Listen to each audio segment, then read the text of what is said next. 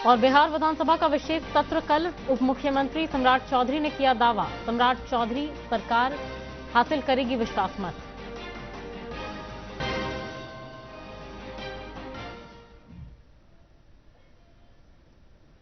और चलिए बुलेटिन की शुरुआत बड़ी खबर के साथ करते हैं। प्रधानमंत्री नरेंद्र मोदी ने आज पश्चिम बंगाल के हावड़ा में रोड शो किया। दूसरे चरण में होने वाले विधानसभा चुनाव को लेकर पीएम मोदी ने जनता से बीजेपी के पक्ष में मतदान करने की अपील की। इस रोड शो में पीएम को लेकर हावड़ा की जनता में जबरदस्त उत्साह दिखा। पीएम के स्वागत में जनसैलाब उमड़ पड़ा।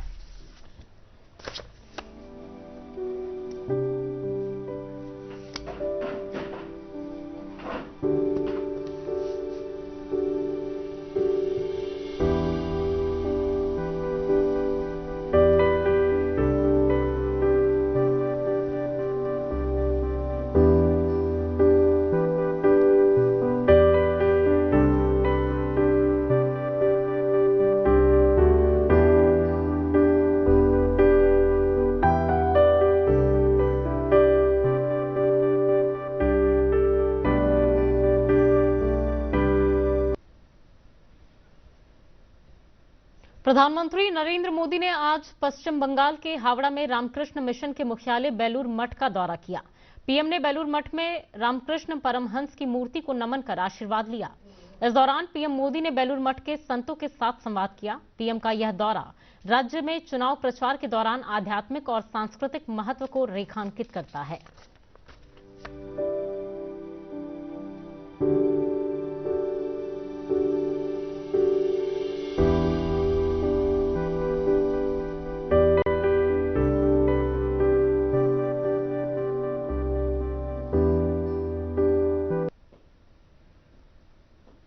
पश्चिम बंगाल विधानसभा चुनाव के दूसरे चरण के लिए प्रचार तेज हो गया है। मथुरापुर की रैली में प्रधानमंत्री नरेंद्र मोदी ने कहा कि बंगाल में भारी मतदान से पता चलता है कि भय भरोसे से पराजित हो चुका है। तृणमूल कांग्रेस के आपराधिक शासन की सबसे बुरी शिकार बंगाल की महिलाएं हैं। उन्होंने कहा कि बंगाल में बीजेपी के सत्ता में आते ही बंगाल को जंगल राज से मुक्त कराएंगे। टीएमसी के खिलाफ मोर्चा खोल दिया है। वो आज पूरा देश देख रहा है। बंगाल में हो रहा बम्पर मतदान ये साफ साफ दिखा रहा है कि भय हार रहा है और भरोसे की जीत पक्की है। ठीक 10 दिन बाद जब वोटों की गिनती होगी तो मुझे विश्वास है हर तरफ कमल ही कमल खिला होगा। इस विशाल जनसमूह में भी इतनी बड़ी संख्या में मेरी माताएं बहनें हम सबको आशीर्वाद देने के लिए आई है। आपकी उपस्थिति टीएमसी की नींद उड़ाने वाली है।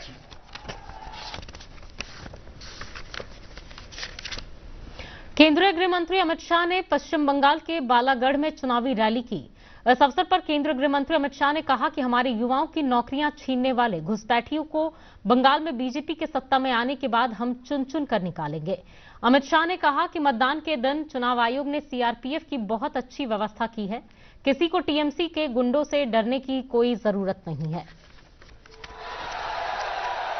दीदी लोग भी बताए निकालना चाहिए या नहीं निकालना चाहिए।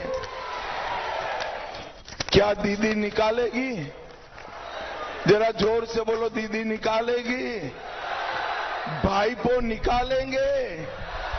अरे सुमना को विधायक बना दो, हम चुन चुन कर घुसपैठियों को निकालने का काम। डर लगता है ना दीदी लोग, गुंडाओं का डर लगता है क्या?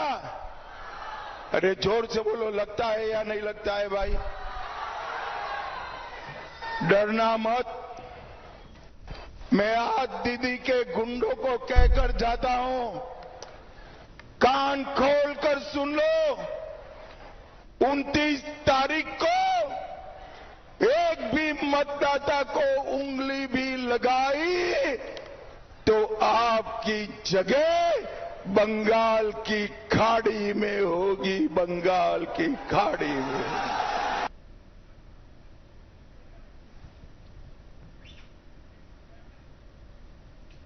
केंद्रीय मंत्री ललन सिंह ने आज लखीसराय में प्रेस कॉन्फ्रेंस कर ममता सरकार पर निशाना साधा। उन्होंने कहा कि पूरे देश में ममता बनर्जी की सरकार से भ्रष्ट कोई सरकार नहीं है। उन्होंने कहा कि इस बार चुनाव में इनकी हार तय है।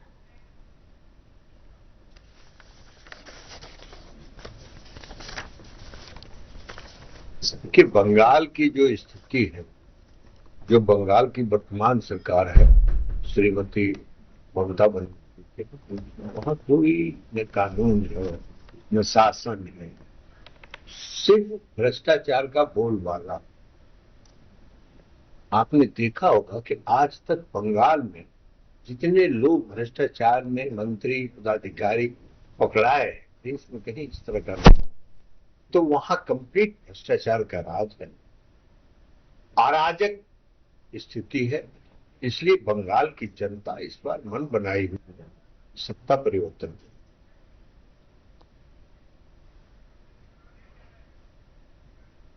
पश्चिम बंगाल में आज 152 सीटों के लिए मतदान हुआ। शाम 5 बजे तक राज्य में 89.93% मतदान हुआ है। यहां हिंसा के बीच भी लोगों ने जमकर वोटिंग की। वहीं पश्चिम बंगाल चुनाव में विपक्ष के नेता शुभेंदु अधिकारी ने आज नंदीग्राम में पोलिंग बूथ पर अपना वोट डाला। शुभेंदु अधिकारी भवानीपुर में ममता बनर्जी के खिलाफ चुनाव लड़ रहे हैं। उन्होंने वोट डालने के बाद कहा कि इस बार परिवर्तन होगा।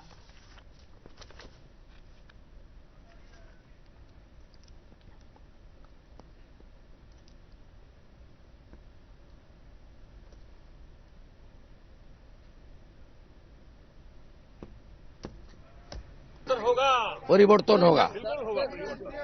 यहाँ हिंदू जो हमारी दीदी बहनें रो रहा है, जो इस बार परिवर्तन नहीं होगा तो बंगाल का सनातन खत्म हो जाएगा। दादा किस तरह से अभी माहौल है हर जगह बूथ में, क्या पिंगला में जैसे बात करें क्या है दादा? एक मिनट दादा। माहौल ठीक है, कंट्रोल है, election commission is doing very better, लेकिन कुछ कुछ तो है, चोट डाकत तो है अभी भी। वो पिंगला उसी का खिलाफ हम लोग का स्पेसिफिक कंप्लेन है। चिन्मय प्रामाणिक हमारी पोलिंग एजेंट को अरेस्ट किया है, उसको तुरंत कार्रवाई होना चाहिए। मैं police observer, state police observer Mishra और सीओ साहब मनोज अग्रवाल के साथ किया, कंप्लेन भी किया, उसको तुरंत उसको वहां हटाना चाहिए, एक्शन होना चाहिए, सस्पेंड होना चाहिए। तमिलनाडु में आज 234 विधानसभा सीटों के लिए मतदान हुआ। यहां सुबह 7 बजे से ही मतदान करने के लिए लोगों में उत्साह नजर आया। तमिलनाडु में शाम 5 बजे तक 82.24% मतदान हुआ। ज्यादातर लोगों का कहना था कि नई चुनी हुई सरकार राज्य के विकास को प्राथमिकता देगी। वहीं तमिलनाडु के मुख्यमंत्री और डीएमके के नेता एमके स्टालिन ने विधानसभा चुनाव के लिए अपने परिवार के साथ मतदान किया।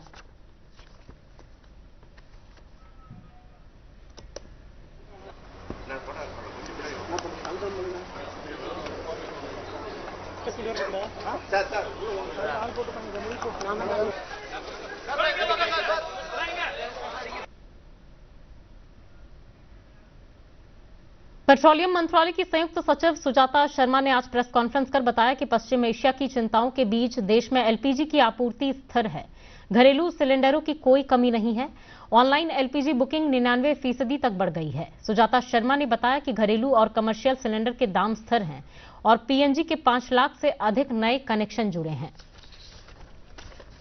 डोमेस्टिक घरेलू एलपीजी सप्लाईज नॉर्मल हैं। कल भी 52 लाख से अधिक घरों को एलपीजी सिलेंडर्स की सप्लाई की गई है। बुकिंग पहले से अब कम हुई है, लगभग 44 से 45 लाख के करीब प्रति रोज बुकिंग हो रही है। और जो हमारा डीएसी या डिलीवरी ऑथेंटिकेशन कोड है, उसके साथ लगभग 94% डिलीवरी की जा रही है। इसका महत्व ये है कि इससे डाइवर्जन को रोकने में काफी मदद पर है।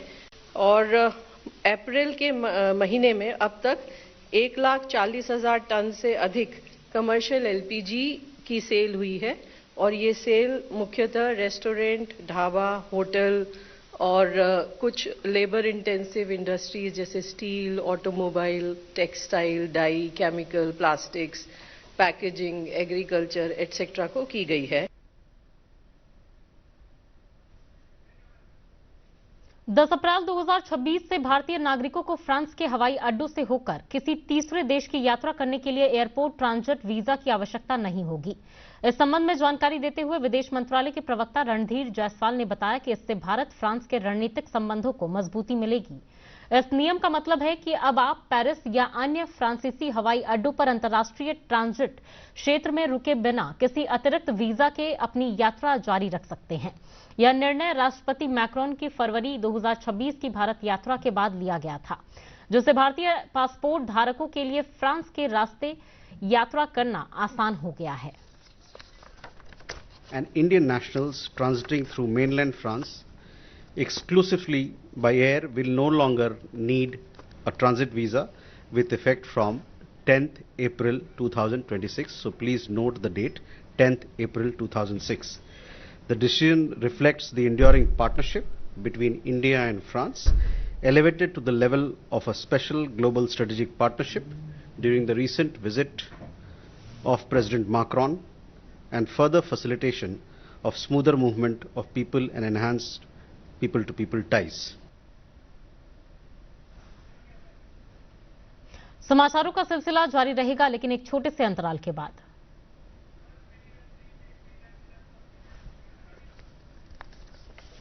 जल्दी टिफिन पैक करो।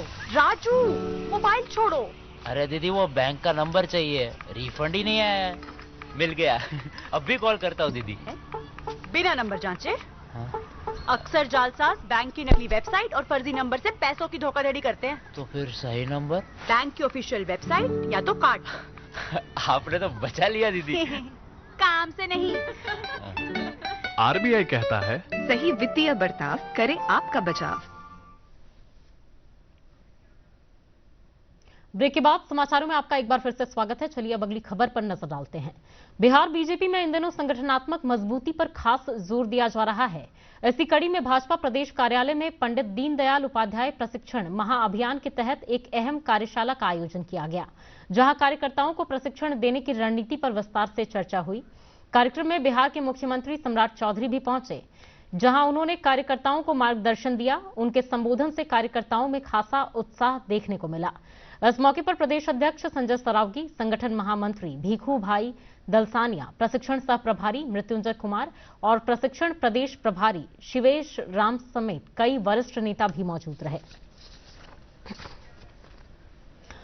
सम्राट चौधरी की सरकार का फ्लोर टेस्ट 24 अप्रैल को होना है। इसके लिए कल बिहार विधानसभा का विशेष सत्र बुलाया गया है।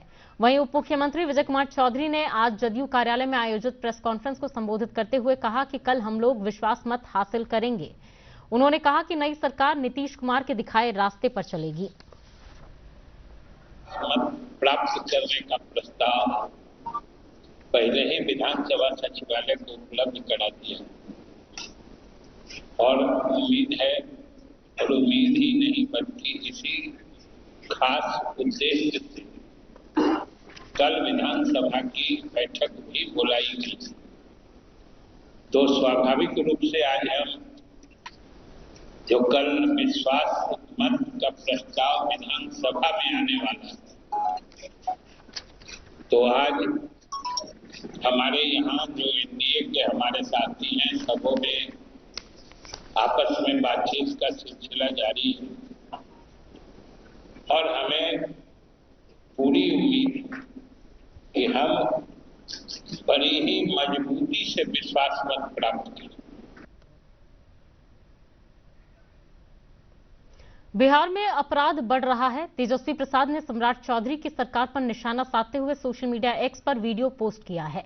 इस पर प्रदेश में सियासत तेज हो गई है। जब इस मामले पर डिप्टी सीएम विजेंद्र यादव से सवाल पूछा गया तो उन्होंने कहा कि तेजस्वी यादव से जाकर पूछिए कि वो खुद क्या हैं। चलिए क्या है, अपने उनके बारे में पूछिए कि आप क्या है।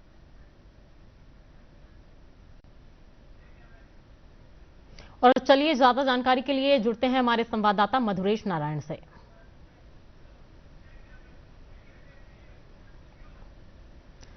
जी मधुरेश, भाजपा का ये जो प्रशिक्षण महाअभियान है जिसके लिए आज बैठक बुलाई गई थी, और इस बैठक में नेताओं और कार्यकर्ताओं को क्या मंत्र दिया गया है, कैसे ये लोग अपने संगठन को, भाजपा को मजबूती प्रदान करेंगे?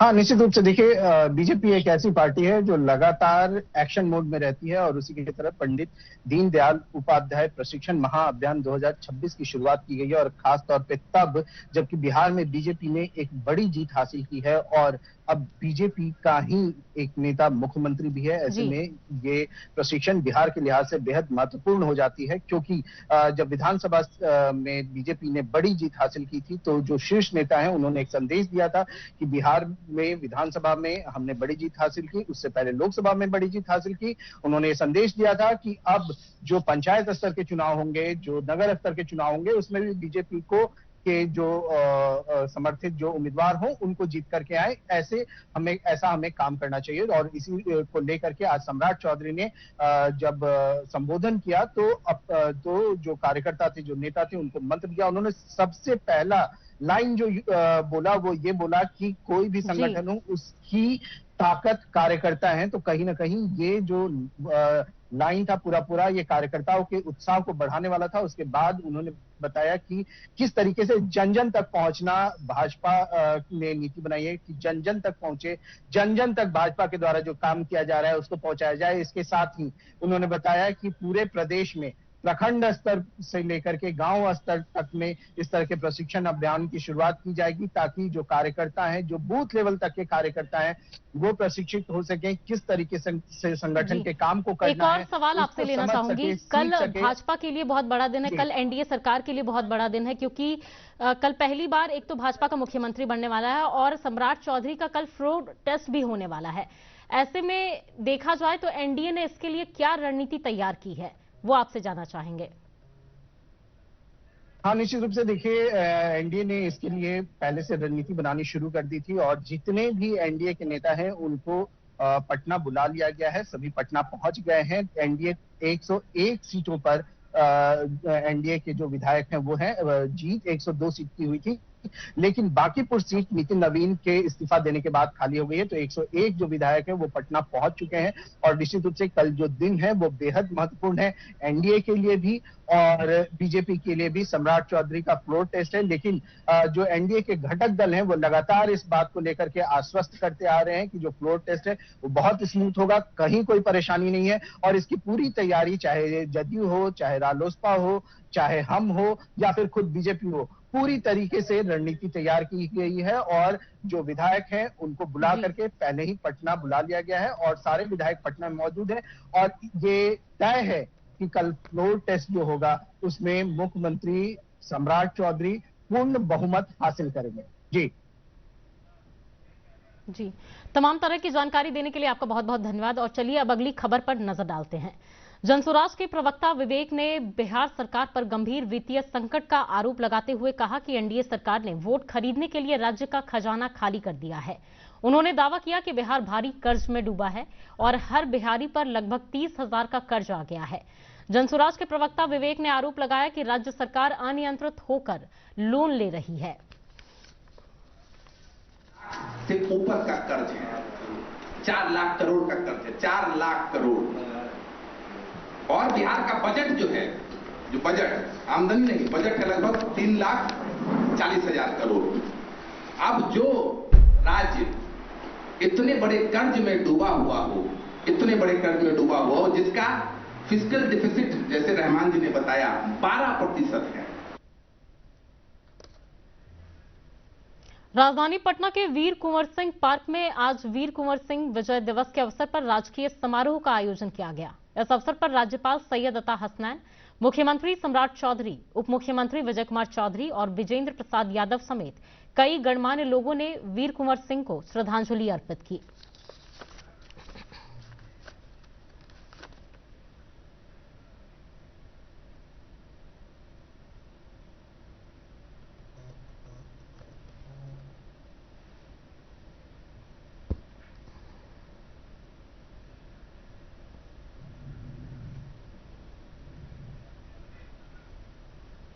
वैशाली जिले के हाजीपुर में दुर्गा नगर में आयोजित बाबू वीर कुंवर सिंह विजयोत्सव समारोह में पूर्व कैबिनेट मंत्री संजय सिंह पहुंचे। उन्होंने वीर कुंवर सिंह की प्रतिमा पर माल्यार्पण कर उन्हें श्रद्धांजलि दी। इस मौके पर पूर्व कैबिनेट मंत्री संजय सिंह मुख्य अतिथि के रूप में शामिल हुए। सबसे पहले उन्होंने वीर कुंवर सिंह की प्रतिमा पर माल्यार्पण कर नमन किया। इस अवसर पर संजय सिंह ने कहा कि बाबू वीर कुंवर सिंह का शौर्य और बलिदान हमेशा अमर रहेगा। 1857 की क्रांति में उनकी भूमिका को देश कभी भूल नहीं सकता। वीर कुंवर सिंह के विजयोत्सव पर हाजीपुर में देशभक्ति का माहौल देखने को मिला।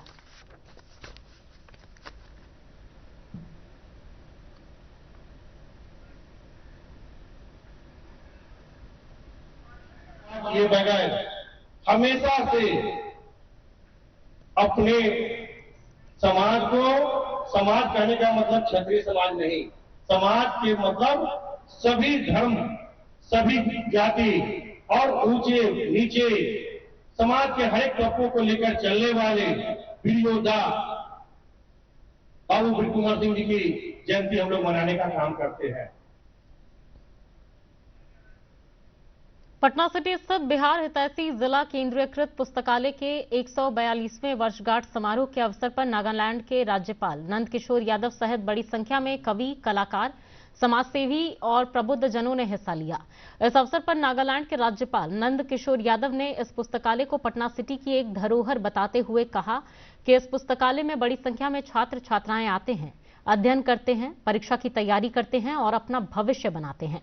उन्होंने कहा कि वर्तमान पीढ़ी का अब दायित्व है कि इस पुस्तकालय को संरक्षित और संवर्धित करें। 142वें वार्षिक समारोह में उपस्थित होकर मैं गर्व का अनुभव कर रहा हूँ। ये पुस्तकालय केवल पुस्तक का आलय नहीं रह गया, बल्कि अब यहाँ बच्चे बड़ी संख्या में आते हैं, अध्ययन करते हैं, परीक्षा की तैयारी करते हैं और अपना भविष्य बनाते हैं। आज आपने देखा होगा इस मंच पर एक डीएसपी बैठी थी लड़की, जिसने इस पुस्तकालय में ही पढ़ाई करके अपनी पढ़ाई पूरी करके आज सरकारी सेवा में कार्यरत है। पश्चिमी एशिया में युद्ध के कारण रसोई गैस की किल्लत को देखते हुए बिहार सरकार अब रसोई गैस पर निर्भरता कम करने में जुट गई है। बिहार सरकार की ओर से राष्ट्रीय खाद्य सुरक्षा अधिनियम के लाभुकों को कोयला उपलब्ध कराया जाएगा। सरकार की इस नई व्यवस्था की जानकारी देते हुए जिला आपूर्ति पदाधिकारी सर्मेंद्र कुमार ने बताया कि प्रत्येक परिवार को प्रति माह 1 क्विंटल कोयला दिया जाएगा। उन्होंने कहा कि सरकार की ओर से कोयला उपलब्ध कराए जाने के संबंध में जिला प्रशासन को सरकार का पत्र प्राप्त हो चुका है।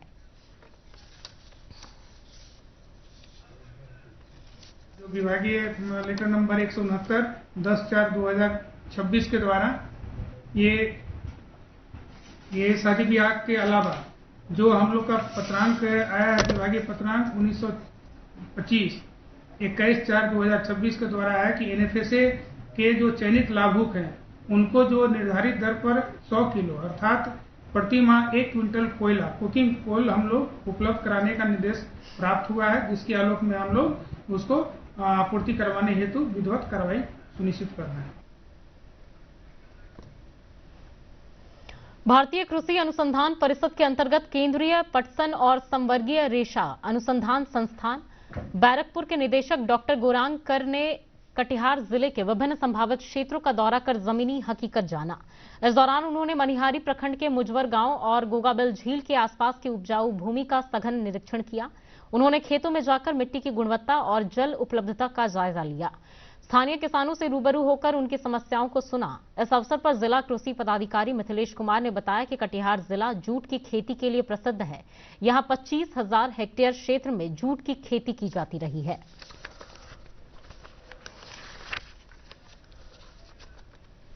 जो बहुत ज्यादा न्यूट्रिएंट को माइनिंग करता है, तो कटिहार के दृष्टिकोण से देखें ये बहुत ही महत्वपूर्ण है। इसको यदि इसका क्षेत्र विस्तार होता है तो मिट्टी का उर्वरा शक्ति भी बढ़ेगा और रासायनिक उर्वरक पे जो हमारे किसान भाई निर्भर हैं वो इससे आत्मनिर्भर अपने ही जूट की खेती करके बन पाएंगे।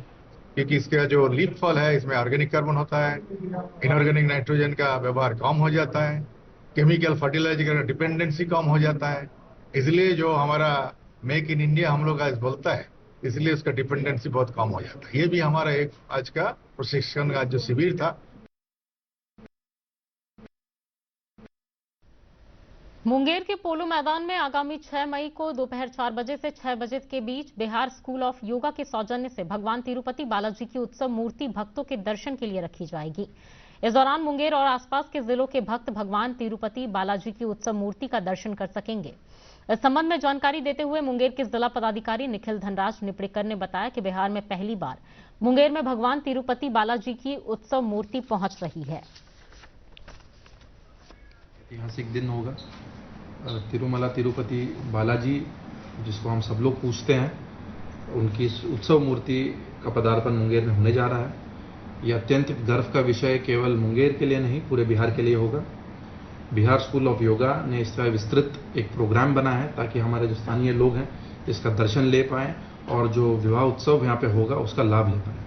तो इस कार्यक्रम में पहले दिन 5 तारीख को जो होगा पोलो ग्राउंड में ड्रोन शो होगा। जैसे गौरव जी ने आपको अभी बताया, लगभग 350 ड्रोन इसमें उपयोग किए जाएंगे। रात का समय होगा 7:30 से 8 बजे के बीच में। और अब 3 मिनट में 10 खबरें।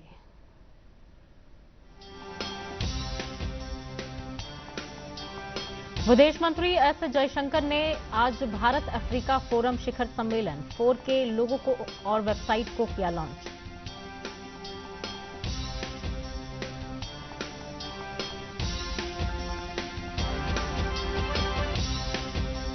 विदेश मंत्री एस जयशंकर ने इस अवसर पर कहा कि आज भारत की विदेश नीति में अफ्रीका का स्थान महत्वपूर्ण है।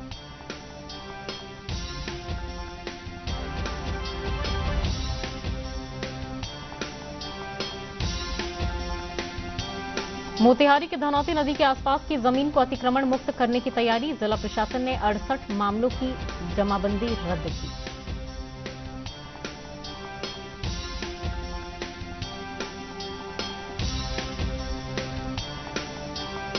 सामाजिक अधिकारिता मंत्रालय की तरफ से गोपालगंज में 938 लोगों के बीच शिविर लगाकर निःशुल्क सहायक उपकरण का वितरण किया।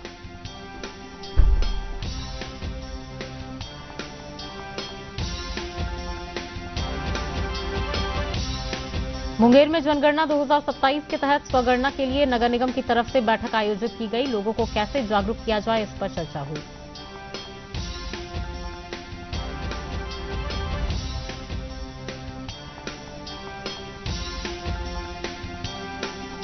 कैमूर में सर्वाइकल कैंसर से बचाव के लिए एचपीवी टीका लगाने के लिए सिविल सर्जन ने आम लोगों को जागरूक किया।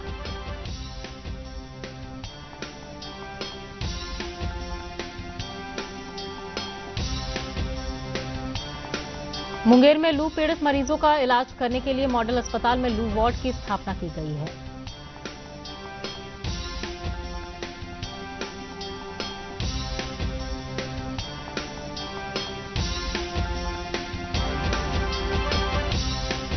समस्तीपुर के मोहनपुर रोड स्थित कैनरा बैंक के एटीएम को चोरों ने गैस कटर से काटकर उसमें रखे करीब 2,11,000 रुपए चोरी कर लिए।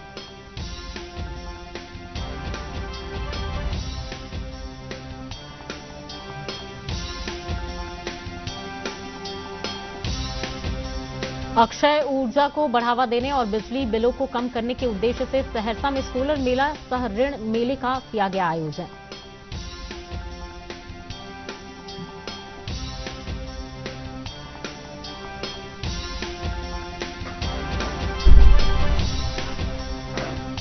मौसम विभाग के अनुसार राजधानी पटना समेत 16 जिलों में हीट वेव चलने की है संभावना। लोगों को जल्द राहत मिलने की आसार नहीं।